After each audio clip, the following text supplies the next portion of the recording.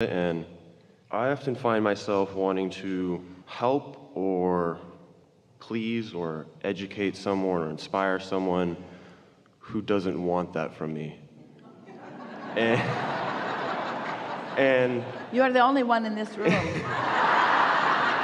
well, I'm sure my family can agree with this. I can be kind of a smart ass sometimes, and I feel like my intentions are always pretty good, but sometimes it ends up people resent me. And I feel like it's because I'm trying to do it from a place of I'm not in alignment. Well, maybe, but not always. If you're really in alignment, you will have better timing. And if you're really in alignment, then maybe you will be received better, but not necessarily. More important to this conversation, rather than holding back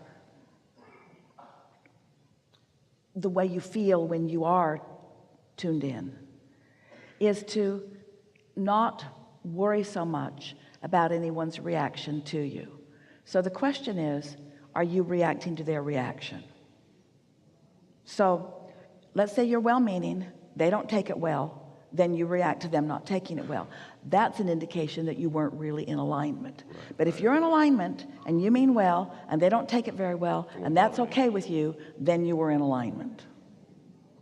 I like that. Yeah. And all of it's happening so fast anyway. You can tell when they're asking. You're really going to like this. This is what's going on. A lot of people in your lives are asking, but they're not in the receptive mode. So they're setting you up. Because they're asking, sometimes even with their words, they're asking and you answer and then they don't want it. Right. So let's talk about this a little bit. Let's talk about it in terms of vibration. Let's talk about it in terms of electricity or even electrical circuit. So let's say that someone is asking for something and you recognize it as some level of your being. Let's say you fully consciously are aware that they're asking for something and you mean to help. So you offer your help, maybe in the form of words, maybe in the form of resources. Let's say someone really needs something, so you're offering it to them, but they aren't really receiving it from a place of feeling worthy. They're receiving it from a place of feeling maybe entitled, or maybe Entitled to the help. entitled or demanding of it even. It twists your brain into a knot because you're giving them what you think they're asking for, but there's blowback to you. Especially the ones that know that I want to help. That's the most confusing ones. Well, here's what it's about. So what's that blowback about? If you offer current to a circuit that's not open, you will cause a sort of electrical explosion. The circuit needs to be open. This is a new and good conversation to have, isn't it? They seem to be asking and you want to give, and then there's blowback from it because they weren't really in the receiving mode. So how can you survive such a thing? How can you respond to their asking? You know, we want you to know, almost everybody that's asking for something is not in the receptive mode, because step one is step one and step three is step three. Exactly. And so they're asking and you are, here I come to save the day.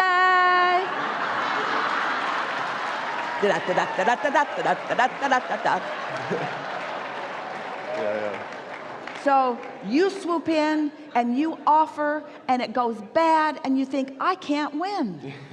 I can't win. If I hold back, I'm greedy and unkind. If I give, there's blow. And so the key is really to be only aware of what you're doing with your circuit. Because if your circuit is wide open and their circuit isn't, then it will just flow. It will flow, not to them, but it will flow. But if you let their closed circuit affect you, then that's when that ripple negative effect happens.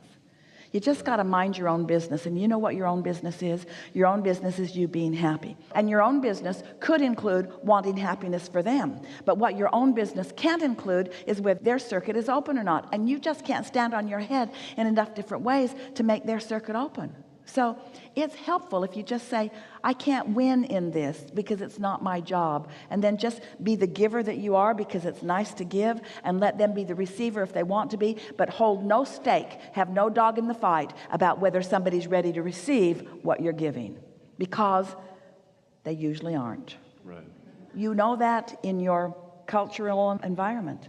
We would like everyone to understand that there's not a finite pie that is being divided up and divvied out, where some get more than their fair share and some not as much of their fair share. It isn't like that at all. You could take the whole pie and redistribute it evenly among the population of your world, and it wouldn't take long before it had redistributed itself back based upon the vibrational point of attraction of all of the individuals involved. And so let's not talk about the pie anymore, because the pie is constantly replenished. Let's not talk about it like this finite thing. Let's talk about the receptive mode, where it just flows and flows and flows and flows. So what if someone asks and you give and they're not ready to receive? So what? There's more coming, more coming, more coming, more asking, more. There's plenty of others to interact with.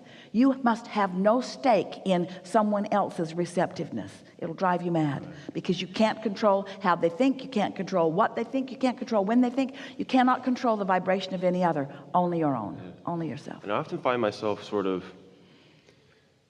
like, because when those people inevitably end up sort of resenting me for that, I often try too hard to make amends. Go a little further in that. Resenting you for what? Because what I offered them as help wasn't what they maybe wanted or expected, or they're just mad at you because they're not letting it in, but they don't even have the sophistication to know that yet. It's like Jerry would say, don't be mad at me, and Esther would say, I'm not mad at you, I'm just mad, and you're here.